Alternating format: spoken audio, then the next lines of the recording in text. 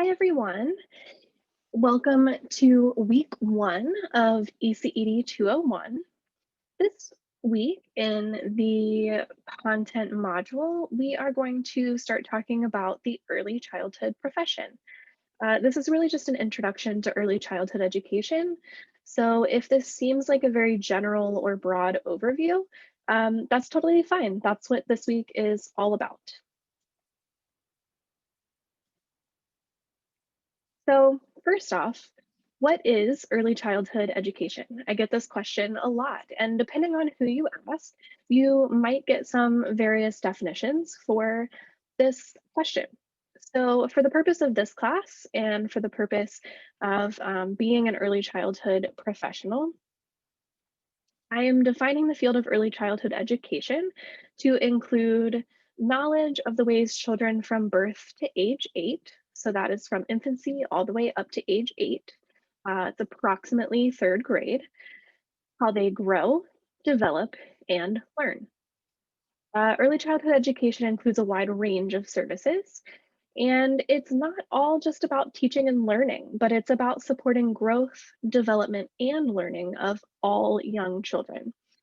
This course is about supporting diverse young children, and diversity comes in many forms. It can be ability, socioeconomic status, it can be cultural, linguistic, um, even things like sexuality or gender or any of those things. So who is an early childhood professional? I am an early childhood professional. Some of you may already be early childhood professionals. And it's important to think about what these professionals look like. As early childhood professionals, we promote cognitive, emotional, and physical development of young children. We engage in collaborative relationships. We provide instruction that's responsive to the individual needs of children and their families. I include their families there. And we identify as a valued member of the early childhood profession. This includes engaging in ongoing professional development. So throughout the course of the semester, we are going to be talking about ways to support children and families, but also ways that we can engage as professionals and be a part of the early childhood field and its progression. Some examples of different work environments might include community-based care. These are things like private childcare offered through churches or synagogues, or maybe just a community daycare that someone starts because there's a need for that. This includes public elementary school classrooms and preschool classrooms. It includes some lesser thought about environments, such as military bases. There's a whole sector of early childhood professionals that work solely on military bases and to support military families. This also includes Head Start programs, which is a specific type of early childhood program that we will talk about this semester. In order to support child development and learning, as professionals, we have certain standards and professional guidelines that guide our practice. And an example of these is the NAEYC, the National Association for the Education of Young Children, which is a professional organization that focuses on young children birth to age 8.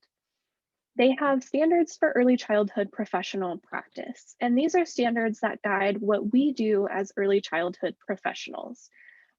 In your Morrison textbook, chapter 1 does a really great job of outlining these standards, and we will come back to these standards throughout the semester to talk about ways that we can exemplify, for example, standard 3. We'll talk about different ways to complete observations, how we document child development and different developmental milestones. And we'll talk about different assessments to support young children and families. Professional dispositions in early childhood are very important. We work with some of the most vulnerable populations, and we work with children and families either before or right as they are entering school. And so the ways that we engage with parents and families and young children can really have a big influence on their attitudes and the way that they view school, and even just early development in order to give children and families the best potential outcomes that we can. So when we talk about professional dispositions, we're specifically talking about values, commitments, attitudes, and professional ethics that influence behaviors towards students, families, colleagues, and communities. And professional dispositions impact learning, motivation, and development. I love this definition from Morrison because sometimes it's hard to think about what makes up a disposition and how can we measure dispositions. But it's really about all of these things, our attitude, our values, professional ethics. And we will talk about all of those things this semester. Dispositions not only impact the people who we work with, but they also impact our own professional growth.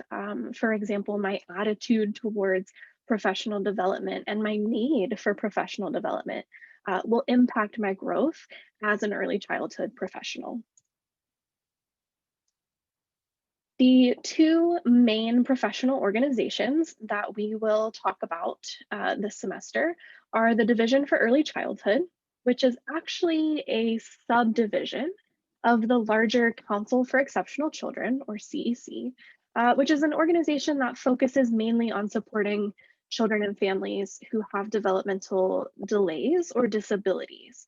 This professional organization has a code of ethics, and NACE, the National Association for the Education of Young Children, also has a set of ethical principles and practice standards.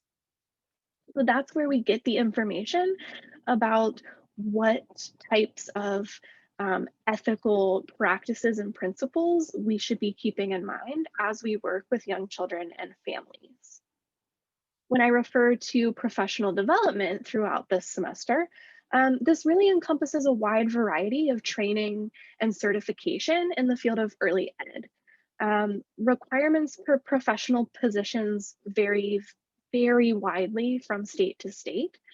In one state, you might need just a high school diploma and a basic certification to work in a preschool environment. In other states, you may need a master's degree to work in that same environment. So sadly, we can't just refer to certification and requirements broadly. It takes a little bit of breaking down to know exactly what's required from state to state. This remains a really big challenge to the field, and I hope that we can talk about this semester the ways that you can prepare for potentially different requirements based on your location and what you might need to engage in professionally in order to best prepare to enter the field of early childhood. Figure 1.5 on page 24 of your Morrison textbook does a great job of providing a really detailed overview about different professional development pathways for obtaining certification. For example, it breaks down, different things like CDA or associate's degrees, other positions that might require advanced degrees. I highly recommend that you take a look at that figure and sort of see where you might see yourself fitting within that framework and that pathway to becoming an early childhood professional. We're also going to talk a lot about things like developmentally appropriate practice and culturally appropriate practice this semester. Developmentally appropriate practice, or DAP, includes practices that are appropriate to the child's age and development. They're designed to meet individual needs of the child, and they're also responsive to social and cultural contexts. So we all come to the table with different beliefs and different cultural values. And so developmentally appropriate means just that. It's appropriate for that child and family, which includes taking into account social and cultural contexts. For example, religion, language, preferences about child rearing, and Even something as simple as who lives in the house, all impacts the way that we engage in developmentally appropriate practice. Culturally appropriate practice also recognizes the unique cultural, ethnic, and social values that individuals possess. So, this again includes things like traditions and beliefs, and then incorporating learning and teaching opportunities that reduce bias. We will talk a lot about anti bias curriculum and teaching practices in this course. And I'm really excited to engage in some conversations about what it means to think about our own implicit biases and how those are reflected in our practice as professionals. Again, this is just a quick overview of some of the big concepts and terminology that we'll be diving into this semester. We'll continue to explore all of these topics in depth, but I hope that you have the opportunity to sort of look ahead a little bit and think about the different topics or questions that you might have throughout the semester for me, and any sort of examples that I can use to support you in learning this content. Just a few to-dos for this week. Again, as a reminder, please spend some time getting familiar with the Blackboard site. And I look forward to reading your first application activity, which is to post a short video introduction on the discussion board. Um, Most assignments throughout the semester are due on Sundays. This video introduction post, it would be really great if you could post your initial post by Thursday, just so that you can have some time to reply to your peers and give thoughtful responses by the end of the week on Sunday. As a reminder, everything that you need for class should be able to be found on Blackboard. If you're not seeing something, please let me know. Um, and my contact information is here. My email is cbunch4@gmu.edu. It's super hard to change your university email after you get married. I got married during the course of my PhD program, so my last name now is Wade, but I promise you this is still my email. Have a great week, everybody.